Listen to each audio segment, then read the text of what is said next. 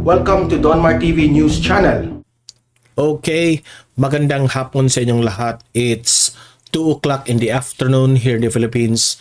At may panibago na naman tayong update tungkol dito kay Congressman Arnie Teves at sa mga statement dito kay DOJ Remulla na ito raw si DOJ Remulla ay magpa-file ng terrorism complaint against Congressman Teves. At may video akong ipapakita sa inyo na mismo itong si DOJ Remulla na ang nag-explain tungkol dito. Pag-usapan natin yan.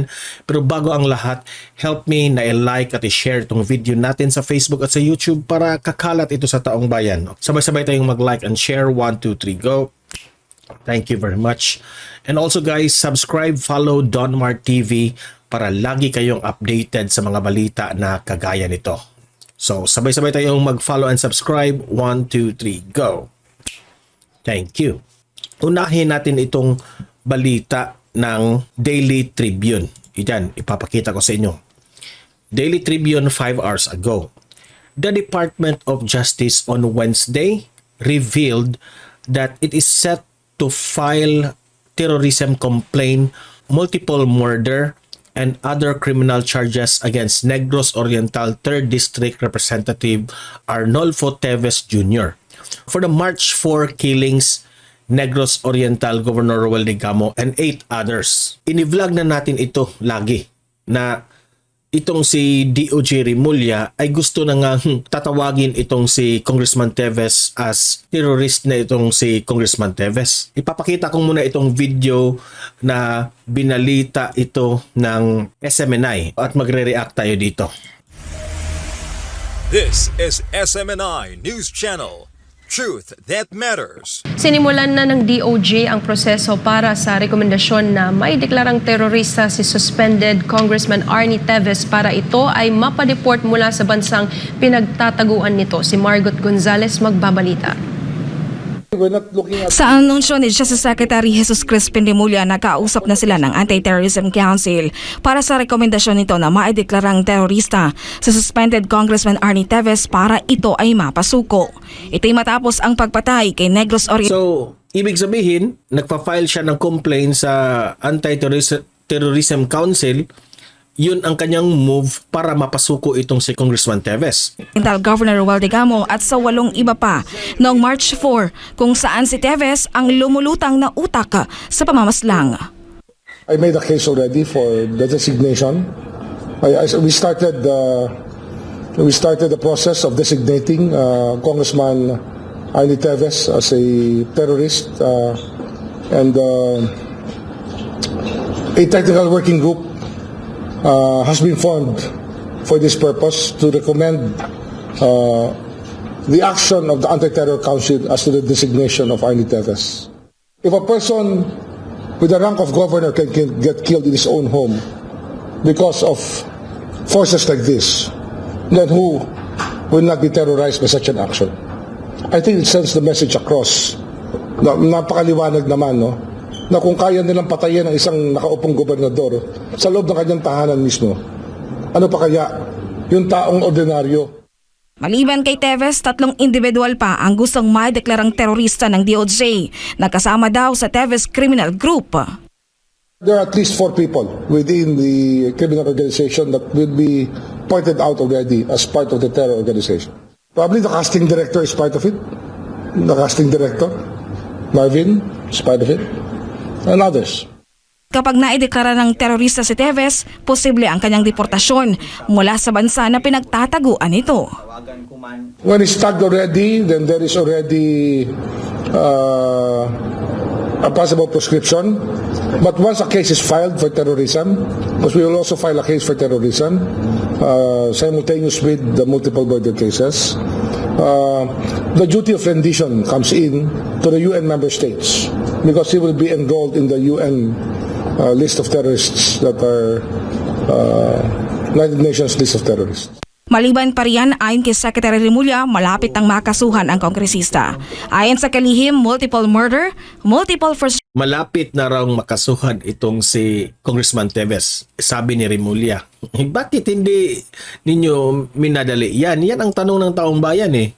Murder at multiple attempted murder ang maisasampa laban kay Teves. Now, ang tanong dito, itong pag-file ng Anti-Terrorism Council, no, itong pag-file ni Remulla dito, ito, ang tanong dito ngayon, ito ba'y tama? Well, kung ano man ang basihan na isang tao ay magiging terrorist, kung meron silang kopya yan, ang proper guidelines, kung anong guidelines dyan na matatawag nyo ang isang tao na as terrorist, pwede yan. Walang mali dyan. Pero tanong kasi ng taong bayan dito, DOJ Remulla, bakit hanggang ngayon wala pang naisampang kaso? Sabi mo, 99.99% solve na yung case na ito. Pero hanggang ngayon, lagi pa rin kayong nagpapamedya. Lagi pa rin kayong nagbigay kayo ng mensahe sa taong bayan na ganito ang gagawin nyo, ganun, ganyan. So, hindi pa pala 99.99% solve ito. Di ba? Ito ang sa atin, no? Kung talagang may kasalanan itong si Teves, sampahan nyo na ng kaso. Kaya nga ako dito, yung vlog ko, paulit-ulit na itong vlog ko, paulit-ulit rin itong comment ko sa inyo. Dahil ang sabi ni Remulla, paulit-ulit rin. Di ba? This is one of the reason, DOJ Remulla, na galit yung tao sa inyo. Pero hindi ko ini-encourage ang audience ko dito na magalit sa inyo. Tayo lang dito ay nagtataka, nagtatanong, bakit ganyan kahina? Bakit ganyan kabagal magsampa ng kaso? Noon pa, sinabi na ni Congressman Arnie Teves na ayaw niyang umuwi sa Pilipinas dahil meron nga banta ang kanyang buhay. Okay. Now, ang tanong dyan, mali ba yan o tama bang ginawa ni Congressman Teves? Yan ang tanong.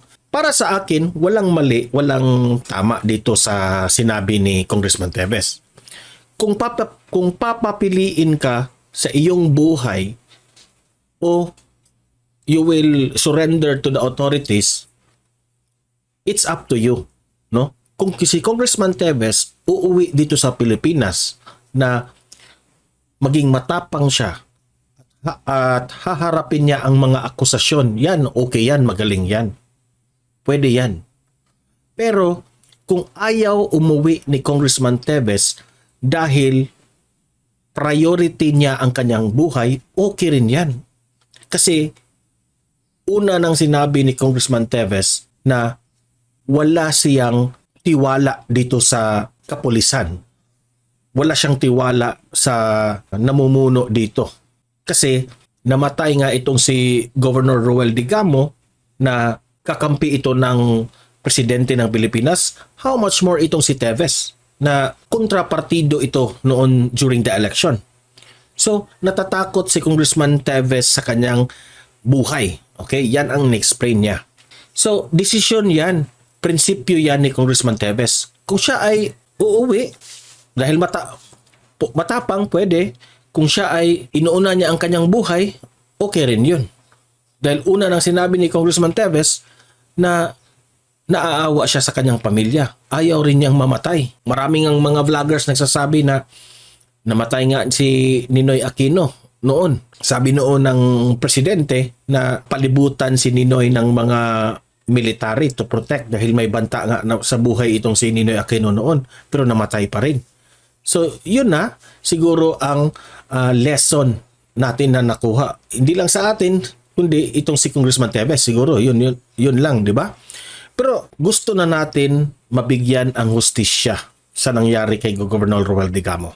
Gusto na natin na itong si Congressman Teves na makonvince natin na pauwiin dito sa Pilipinas. Yan, pwede yan.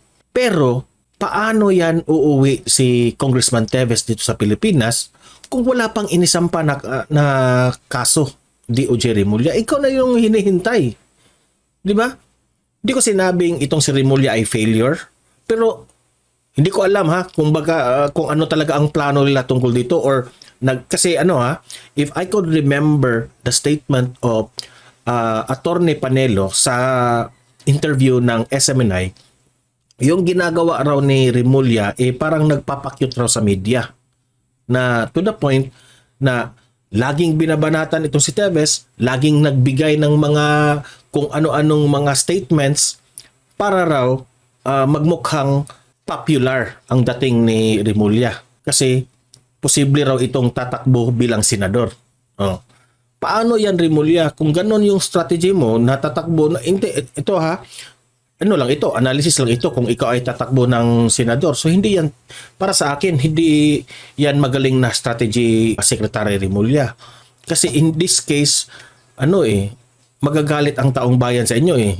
Ang tingin sa taong bayan sa inyo is paepal yung dating eh. Laging sinasabi ng taong bayan, kasuhan nyo na yan, sampahan nyo na yan para makita natin ang totoo.